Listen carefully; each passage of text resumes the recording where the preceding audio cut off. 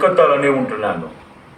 ఇంకా నేను ఎంత అదృష్టవంతుడంటే మదర్ తెరీసా నన్ను చేర్చుకొని బాగా చదివించి ఇంత పెద్దవాడిని చేశారు. ఇప్పుడు మీరు ఏం చేస్తున్నారు? ఆ పని మీద నాకు పూర్తి నమ్మకం ఉంది. ఈ భూములకు నిజమైన యజమానులు మీరే.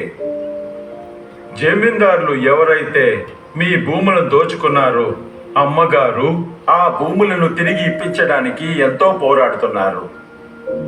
ఇంకా నేను కూడా మీకు సహాయం చేస్తాను.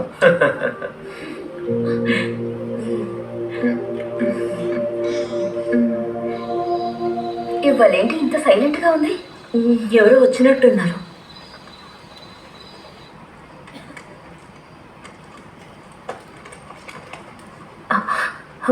దేవునికి స్తోత్రం అమ్మగారండి.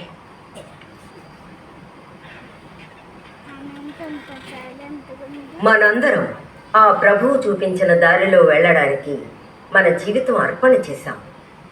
కాంగ్రిగేషన్ రూల్స్ అండ్ రెగ్యులేషన్స్ని ఫాలో చేస్తామని ప్రామిస్ కూడా చేశాం. కానీ కొంతమంది ఈ విషయాల్ని మర్చిపోతున్నారు. మన పని ప్రేమ ఇంకా దయతో ప్రజలకి సేవ చేయడమే కానీ వాళ్ళల్లో విప్లవం పుట్టించడం కాదని. పెద్దమ్మ గారండి, నేను అలాంటిదేది. సిస్టర్ రాణి మరియా, ఇది మీకు లాస్ట్ వార్నింగ్.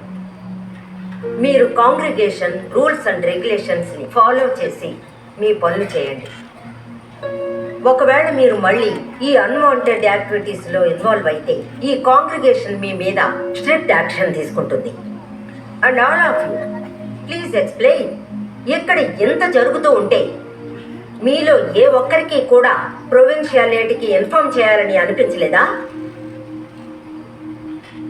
మీరు చెప్పింది నిజమే మదర్. పెద్దమ్మ గారు రాణి మరియా ఈ కాన్వెంట్ చార్జ్ తీసుకున్న దగ్గర నుండి ఆవిడ దృష్టి ఈ కాన్వెంట్ బాధ్యతల కంటే ఆదివాసుల ప్రాబ్లమ్స్ మీదే ఎక్కువగా ఉంది. ఇంకా ఈ విషయంలో మా అందరికీ ఆవిడ మీద భేదాభిప్రాయాలున్నాయి. ఆవిడ ఎలాంటి పనులు చేస్తున్నారంటే ఒక అమ్మగా అలాంటిది ఆలోచించగలరు. పొద్దునే లేచి చూస్తే ఆమె ఎప్పుడు కాన్వెంట్లో ఉండదు. ఒకసారి పలుగు పారా తీసుకొని బావి తవ్వుతున్నారు, ఇంకోసారి రైతులతో పనిచేస్తుంటుంది, ఆదివాసులతో ఆటలు పాటలు. నిజం చెప్పాలంటే నేను సిగ్గుతో తల ఉంచుకోవాల్సి వస్తుంది. ఈ అవమానాన్ని కూడా సహించుకోగలం, కానీ కాన్వెంట్లో ఉన్న ఆడవాళ్లు మేము భయంతో బతకాల్సి వచ్చింది.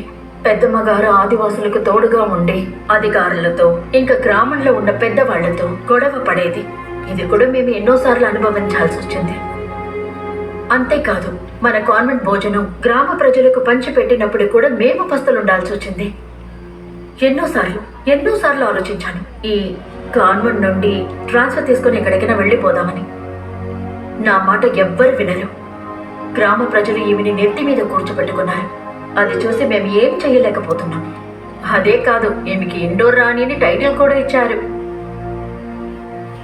ఇక ఝాన్సీ రాణి అని ఆశ్చర్యపడడానికి లేదు. సరే, నేను ఒప్పుకుంటాను, ఈ ఆదివాసీలు ఆలోచించగలవరు.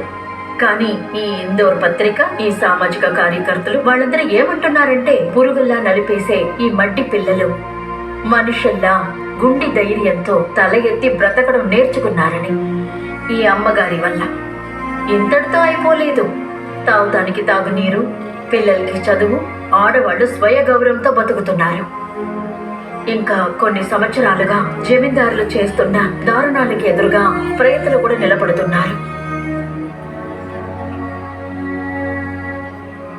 అదే చెప్తారు కదా, ప్రభువిని వెతుకుతానికి లోకమంతా తిరిగిన తర్వాత మన లోపల ఉన్న శక్తిని తెలుసుకుంటామని. అలాగే అమ్మగారికి దూరంగా వెళ్ళిపోవాలనే ప్రయత్నంలో, ఆవిడ ఆలోచనలో, ఇంకా ఆవిడ్ని ద్వేషించే ప్రయత్నంలో నేను చివరికి ఆవిడ్ని తెలుసుకున్నాను. ఎవరైతే ప్రేమగా ఉంటారో, ఎవరిలో అయితే దయా దాక్షిణ్యం ఉంటుందో వాళ్లలోనే ప్రభు ఉంటారు. ఇక నిజం చెప్పాలంటే ఇక్కడ ఎవరైనా ఆ ప్రభువుని ఫీల్ చేయగలరు అంటే అది రాణి మరియా మాత్రమే.